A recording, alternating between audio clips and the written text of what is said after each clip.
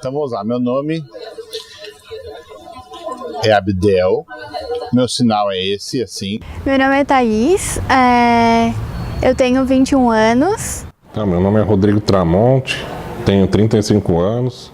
Meu nome é Marcilene Alberton Guise, tenho 46 anos. Eu sou a Carla, eu tenho 31 anos. Meu nome é Daniele, eu tenho 19 anos. Meu nome é Marilene. Eu faço Direito aqui na UFSC, estou atualmente na 8ª fase. Hoje eu atuo na SIC como coordenadora pedagógica. Eu sou psicóloga no Instituto Federal de Santa Catarina. Eu sou professor de língua de sinais. Autor do livro Humor Azul, o lado engraçado do autismo.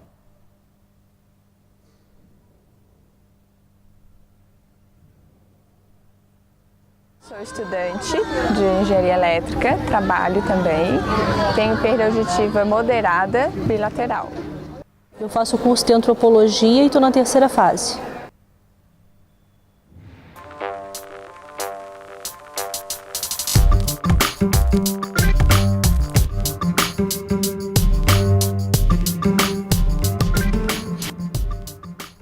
Barreiras atitudinais são Quando o outro não consegue me perceber enquanto alguém com possibilidades. Quando ele só consegue me enxergar enquanto incapacidade porque ele só vê a minha deficiência. os preconceitos que as pessoas têm sobre a gente, aquilo que elas acham que sabem sobre a gente, mas que são mitos. Agora, a barreira atitudinal, ela depende do outro. Eu não era muito assim de interagir com as pessoas. Isso aí chamava a atenção delas, só de uma forma não exatamente positiva. Os grupos em que eu não sabia quem eram os alunos, tive essa dificuldade. Por exemplo, quando o professor dizia para escolher grupo, né? Como é que eu ia escolher? Eu não sabia, tinha só alguns colegas que eu tinha mais contato. O principal é a compreensão do que os professores falam. É muito comum o professor virar para o quadro ou apagar as luzes na hora de explicar um slide, o que dificulta muito a leitura labial. Os professores, eles acabam jogando umas iscas para tentar entender qual que é a minha real situação, tanto os professores como os alunos no início das aulas. E assim, eu não ligo de pegar e explicar para as pessoas que o que eu tenho é distrofia muscular. Então isso a gente se depara cotidianamente, né, com essas barreiras atitudinais. E no meu entendimento são as mais difíceis de resolver, porque por mais que eu tente, por mais que eu diga, se ele não quiser fazer o exercício da mudança, essa barreira ela não vai ser retirada. O que me atrapalha não é minha deficiência, mas às vezes o modo como o outro me vê, assim. Então, aquilo que ele acha que sabe de mim. Então é mais do que transformar o ambiente físico, né? É transformar o modo como as pessoas enxergam. E isso atrapalha muito a nossa relação comum, assim. Dos próprios colegas, que aí a comunicação com os amigos fica difícil. Os colegas que falam ao redor não estão de frente, não tem como fazer a leitura labial. Quando eu estou conversando muito tempo com uma pessoa, aí é uma questão, eu costumo pedir para a pessoa sentar, porque eu fico muito tempo assim, né? Então, chega numa hora que eu estou com o pescoço doendo, porque todo mundo fica numa altura mais alta. Então, quando eu comecei a estudar aqui como aluno, eu tive muitas dificuldades, muitas barreiras de fato, de características negativas.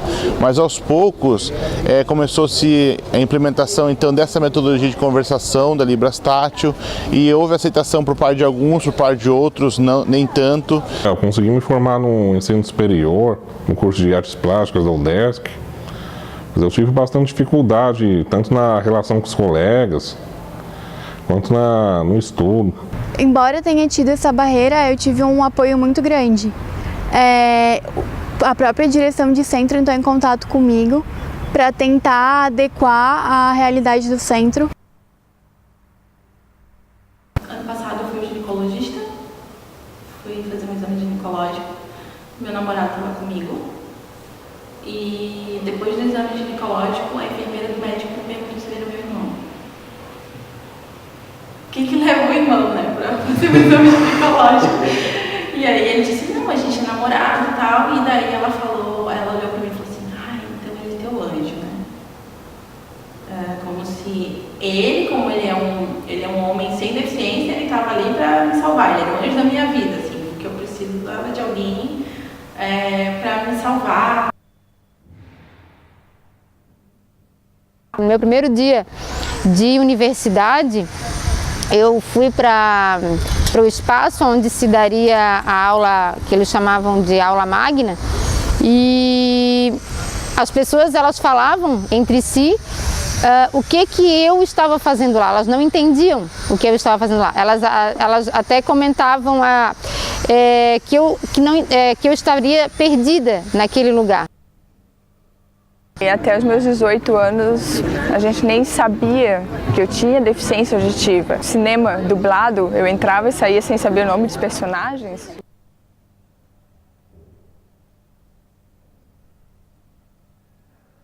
Terça-feira agora.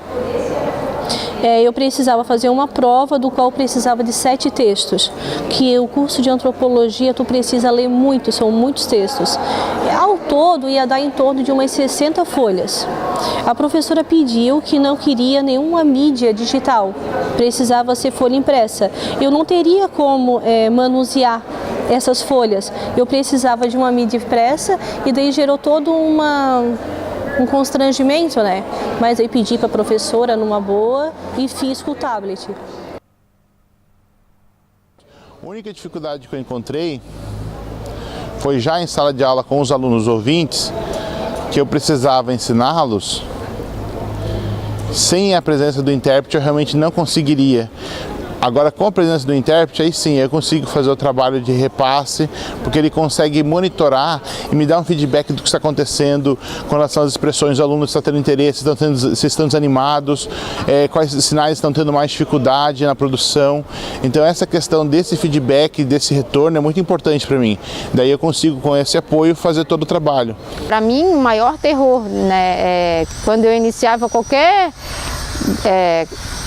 coisa relacionada com a vida estudantil, seja no ensino médio, seja depois na graduação, na pós-graduação, eram questões relacionadas com os primeiros trabalhos em grupo, porque tu fica sentada e tu não sabe se alguém vai te aceitar naquele grupo.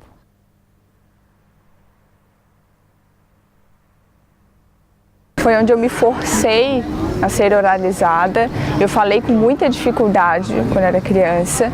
Até hoje algumas pessoas pedem para eu falar mais alto porque eu começo a falar sem voz. Não tive a opção de Libras, mas hoje eu acredito que seria muito mais fácil para mim se eu utilizasse Libras do que leitura labial. A leitura labial é muito falha, né? Muitas vezes eu entendo o que a pessoa fala só no final da frase, onde a gente começa a processar o que possivelmente a pessoa falou. Tem muito ruído na comunicação, né? Então, se eu pudesse, eu teria escolhido por Libras. Hoje não teria nenhuma falha na comunicação como tem. As barreiras atitudinais, elas começavam já logo quando o professor entrava em sala. Acho que os professores têm que se dar a oportunidade de conhecer o seu aluno, assim, porque a gente fica muito naquela história, mas eu não estou preparado, mas eu não estou preparado. Se você não enfrentar essa situação, você não vai se preparar nunca. Como eles têm condições assim, que eu diria que são mais invisíveis, que afetam mais a parte do comportamento, da percepção sensorial, acho que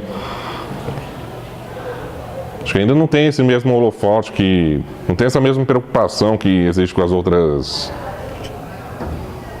necessidades, mas são pessoas que também precisam que o meio se adapte a elas. Quando eu entendo que a pessoa com deficiência, ela não poderia estar numa universidade, isso para mim é uma barreira atitudinal. Pode, claro, certamente ela acontece na maior parte das vezes por desconhecimento. né? Eu não conheço e o que eu não conheço me causa estranhamento.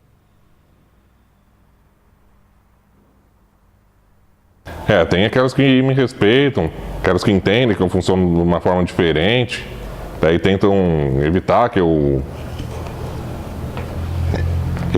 tenha minhas crises nervosas. E tem algumas que já seguem outro extremo, já ficam me enxergando como alguém limitado, como alguém incapaz, como alguém que não pode fazer muita coisa senão não dá conta. Sempre vão ter esses dois extremos, aqueles que aceitam a gente como nós somos e aqueles que enxergam a gente com esse estigma do deficiente. Comigo, como eu já faz um tempo que fiz a graduação, não era assim. Então o professor entrava e se deparava comigo na sala, e eu era a única pessoa com deficiência. Então a primeira pergunta para ele era: o que eu faço contigo? Várias vezes assim as respostas elas vinham, né? A gente até tinha vontade de dar algumas respostas um pouco assim. Mas eu sempre dizia que a gente sempre, teria formas, né, de resolver as situações. E o que a gente vai fazer para lidar com isso, né? Então eu falo, leitura labial, as coisas precisam ter legendas. Eu não consigo escrever, né? E a maioria das minhas provas são escritas. Então eu conversei com todos eles. Todos foram bem receptivos, perguntaram se eu preferia fazer prova oral ou se, por exemplo, alguém poderia escrever para mim ou se eu queria fazer prova em dupla. Atualmente as minhas provas é a minha mãe que escreve. O problema era comigo, né? Então, se a gente for pensar em um paradigma de integração, como era na época, era eu que tinha que me adaptar. O professor não tinha que pensar em nada. Eu estava lá, eu era diferente na concepção dele e quem tinha que trazer a solução para o desafio era eu, né? E daí o que eu percebi quando eu iniciei a fazer o curso, eu já estava 10 anos longe de uma sala de aula, é muito uma percepção, essa aí não vai durar a primeira fase, sabe? E daí tu vai te permanecendo. Daí chega numa hora que eles se sentem forçados a fazer uma adaptação, né? Então, para além de todas as questões atitudinais, arquitetônicas, né, existe também um entrave burocrático bastante grande.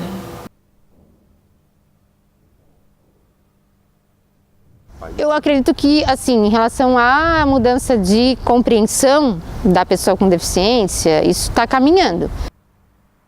Mas tem que ser mais do que isso, né? Então realmente é um trabalho que começa engatinhando, né, de muito do que foi feito no passado para que continue sempre aumentando. Então eu acredito que hoje já melhorou, nós temos a presença dos guias que de fato estão trabalhando e também temos outros guias que a gente chama também, que a equipe aumentou, né, que antes eram só 2, agora são 4, então isso é muito bom. Nós ainda estamos vivendo no momento em que eu apago o fogo.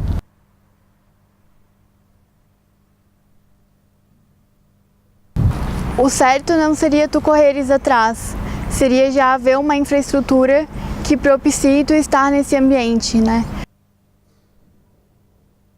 De tu ter que ainda mostrar na legislação, no arcabouço legal, que a universidade tem sim que promover a acessibilidade e não só a entrada, mas a permanência com qualidade desse sujeito no espaço acadêmico. Uma estratégia que pode funcionar com o autista é o ensino ser vocacionado. Porque as pessoas autistas, os Asperger principalmente, eles costumam ter um interesse restrito, costumam ter um interesse muito intenso numa determinada área, mecânica, biologia, arte, música, quadrinhos, desenhos, como foi o meu caso.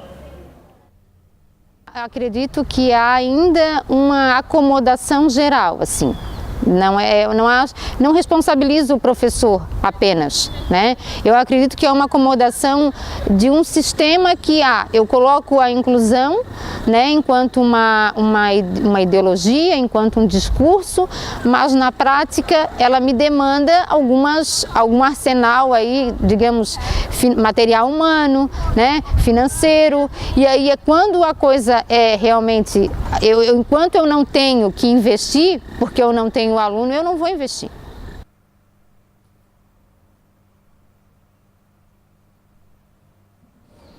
Porque eu sinto, por exemplo, no aluno, né, no surdo cego, a necessidade de apoio, porque ele tem dificuldade do seu desenvolvimento, que ele tem o limitador que acaba demorando muito para fazer as coisas. Então isso ajudaria ele a ter mais segurança através da experiência que eu tive para poder ajudar ele também. Eu vejo que muitos autistas têm um potencial muito grande, só que não é explorado devidamente. Em vez do potencial ser explorado conforme a capacidade deles, explorar, que são criados para se encaixarem no método tradicional.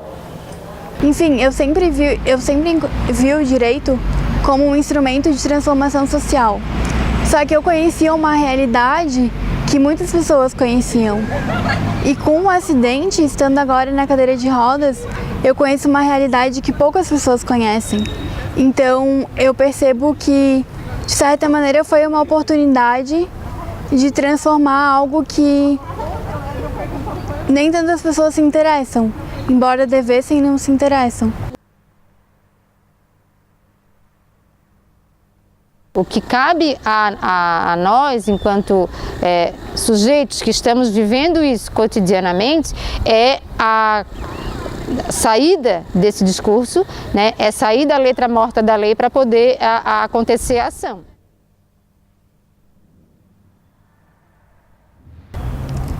O que não fazer? Primeiro, não ter pena do seu aluno, não achar que ele é um infortúnio da vida dele, ele tem deficiência. O que não deveria fazer é obrigar a pessoa com autismo a se comportar como uma pessoa sem autismo. Eu acredito que o que não se deve fazer é não perguntar.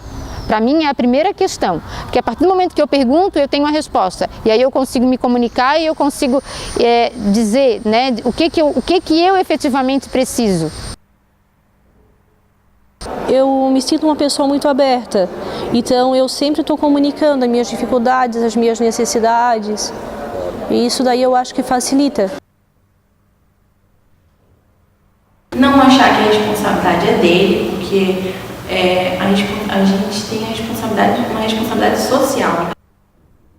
Então, a orientação que eu daria era para todos os alunos e os funcionários, eles percebessem, por exemplo, a presença da pessoa com bengala, de dar orientações, de evitar de ficar falando, por um caso do surdo cego, então que ele precisa ter uma comunicação talvez na palma da mão, usando esse recurso, talvez uma pergunta, né?